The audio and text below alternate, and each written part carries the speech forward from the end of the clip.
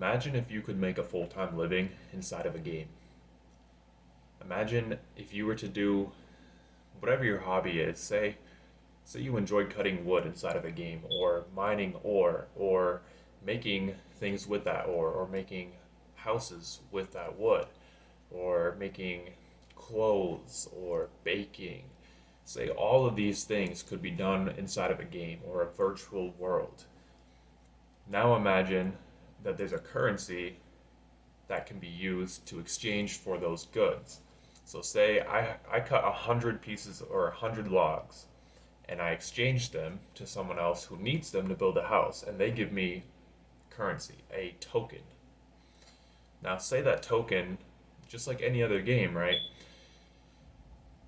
has a value, and this is where it gets a little bit different from just a normal game, because most games they have a digital currency, but it doesn't have any tangibility. It's not real in the world. It's not exchanged for real world. However, imagine that in, say, a virtual world, each individual token that you get, that currency that you get, can be exchanged for real world money. Now imagine that you could take that real world money and also buy that currency. That creates that market demand, so to speak. I don't know if that would be the correct term, but imagine that you could take your money, buy that currency that you need in order to buy that wood, right? And so, what if you don't want to put in the work, right? You can take your money and do that. You can buy that wood instead of, say, keeping in that game, and say you bake 100 loaves of bread. Someone needs that 100 loaves of bread.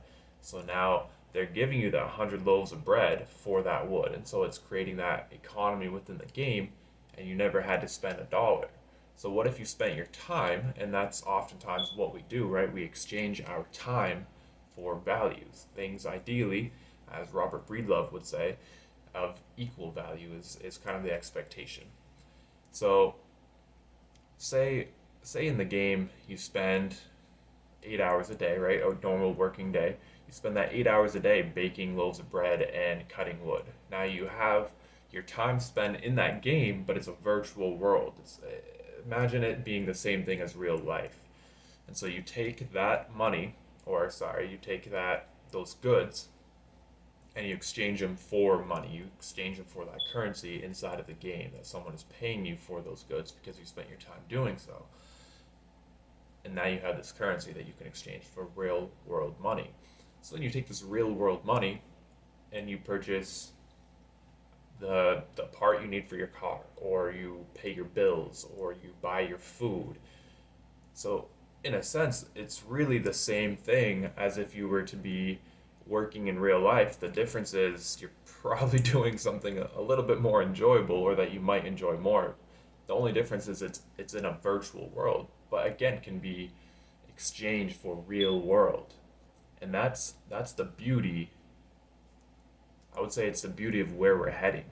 That is the beauty of the whole decentralized gaming. That is the blockchain gaming. And I say blockchain specifically because that's what it is. It's built on a blockchain, which allows for those currencies to take place and hold value.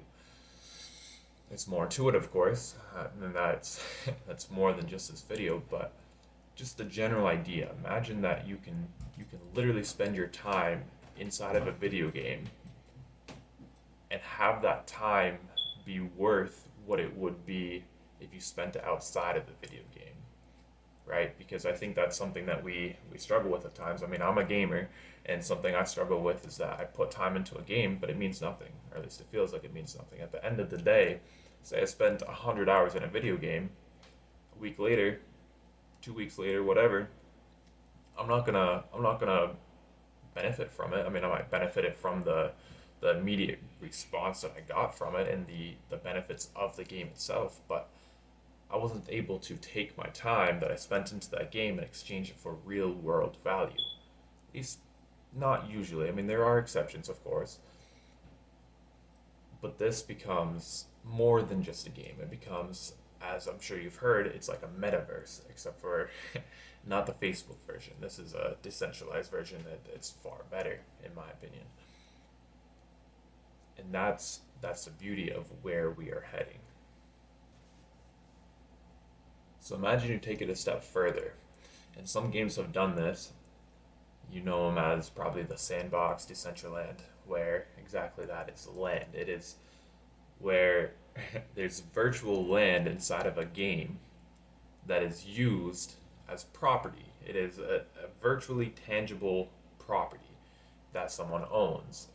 And then you have you'll have Snoop Dogg say living next to you, things like that. That it's not real in the sense that I can't touch it. I can't feel it, but it is just as much real in a sense. It is just as much real to our mind because this virtual world we can still create emotional connection to, right?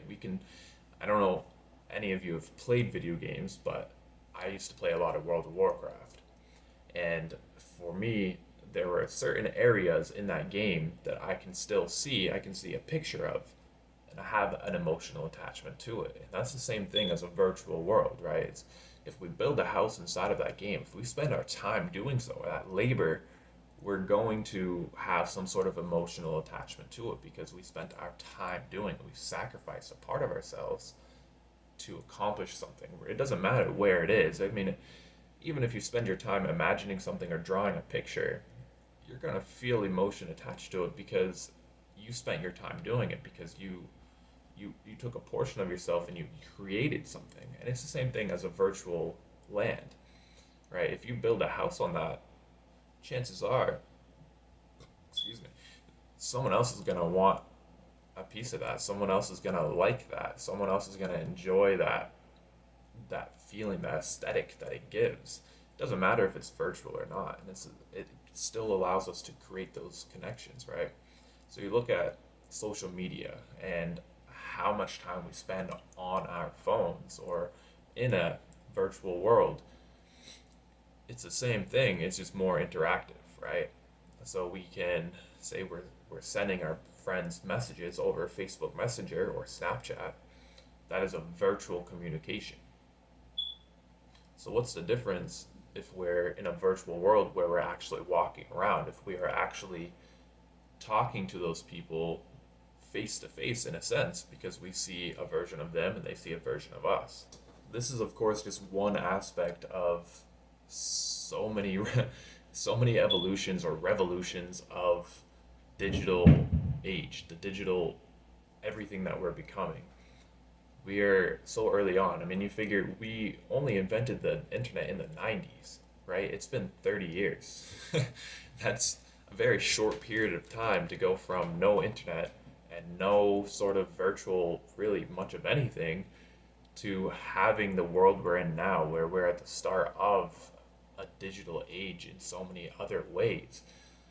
We could go into Web3, we could go into Bitcoin and the revolution that that brings. We could go into so many things, Ethereum that has allowed for these NFT marketplaces. Of course, there's other NFT marketplaces now on Solana and things like that, but the idea that we're still so early on. Blockchain has only been around for, well, it's been around for a while now, but the concept hasn't really taken hold till the past, I don't know, 5 years, something like that. So all I'm intending to accomplish here is to kind of enlighten you, the viewer, on the possibilities to come. We're still early on with NFT games is probably what you'll often hear it as, Axie Infinity, stuff like that.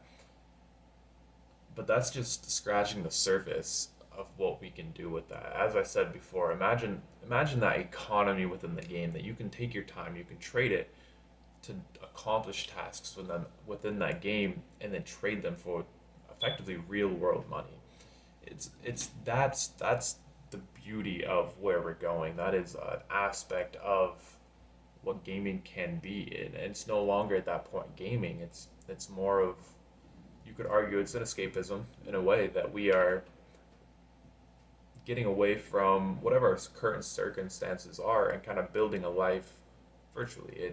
And as a result, it's still allowing us to build a life in real life, right? Because again, we can exchange that currency for that real world money. that's all I'm trying to accomplish here, is to kind of give you a glimpse of what so many have started to give a glimpse of, and kind of open your mind to the possibilities of where we're heading, so that way we can be prepared for it, and that we can, I mean, you hear the get in early, right? Get in early so that way you can be on this ride, and that's what I would like to help do. Is that's kind of my introduction to this channel, is to think aside what everyone else, or I can't say everyone, but what the norm would be, the current, and not even just comparing to individuals, but the current expectations of what the world is and what it will be, kind of help shatter that, because what we think the world is going to be in 5 years from now, from 10 years from now, that might not be the world that we wake up living in that 5 to 10 years from now. We could wake up and money could be almost non-existent. It could be so inflated that we're going back to just Bitcoin. You don't know. We don't know. So I guess all I'm trying to set out to accomplish with this isn't money. I mean, yeah, it would be nice to make some money off of this. Because again, exchanging your time for value, right? Like, you want something for the time that you spend doing something. However, it's not just about the money. It's not just about, I'm not trying to promote anything and get people to give me money or whatever. It's not about that. It's about enlightening people to think aside from our current expectations. What we currently think is possible, what we currently think is going to happen. It's my job, I feel it's a responsibility, knowing that I am aware of these things, to help make you guys aware of this, is that there are so many other possibilities there. NFT gaming, again, it's just a start of what can come with gaming itself. There are so many other aspects. You have Web3, which is insane. The idea of taking the centralized ownership away from things like Google, Facebook, and moving them to an ownership of everyone who runs the network. Anyone who owns a little piece of that network has a say. They can determine where things go. And that's the same thing as a virtual world, right? If you're in this virtual world, you own land, you have a say, you have an impact in where that goes, and then you allow people to achieve things that they couldn't achieve in real life. Like, say someone wants to be a logger or a singer. Say they can't, there's say it's oversaturated in real life, and they can't really become a singer in real life. They don't have the means, or they don't feel the confidence, or for whatever reason, say they can't reach the target groups that they're trying to. They're in a very rural area or whatever. Now imagine that they're in a virtual world where they can do that now. Say they live in a city in a virtual world. They could be living in, I don't know, say on an island with surrounded by trees and animals, right? It doesn't matter, as long as they have that internet connection, Starlink, then they can they can connect to this virtual world, and they can be in a city, and then they can go to the local bar or the local concert or whatever, and apply to play on a Saturday night at 8 a.m. or 8 a.m., 8 p.m. Isn't that, like, that to me is crazy? Like, the idea that they can literally live the life that they wanted to live virtually. Is it real life? No. But again, that can help them in real life. It is an equal exchange in a sense, because the time that they trade for in game is going to impact reality. The fans that they get in game, they could get in reality. You know what I mean? They could have a decentralized social media or something that people pull up on their phones inside of that virtual area, that virtual concert or whatever. They pull up their phones inside of that game effectively, and I don't know what else to call them. I mean, they're still games, I guess. And they follow this person on this virtual social media, but is actually a real life platform. Be like Twitter or Facebook, but something decentralized, something on a Web3 platform that is more private and more secure, allowing for, again, that non centralized power. And just imagine that, where you can you can live in a city virtually, be where you need to be in order to gain followers, and that impacts your followers in real life, and impacts that money exchange. It gives you value for your time, and then you're able to take that value, that that whatever you want to call it, that money, and you can exchange it for the things you need in real life. You can still build the life you want to build by living in this virtual world, because you're in the places you need to be virtually, but in real life, because virtual is part of real life. Why wouldn't someone want to do something like this? Well, I'm, I guess my point here is just think aside your expectations, your current expectations.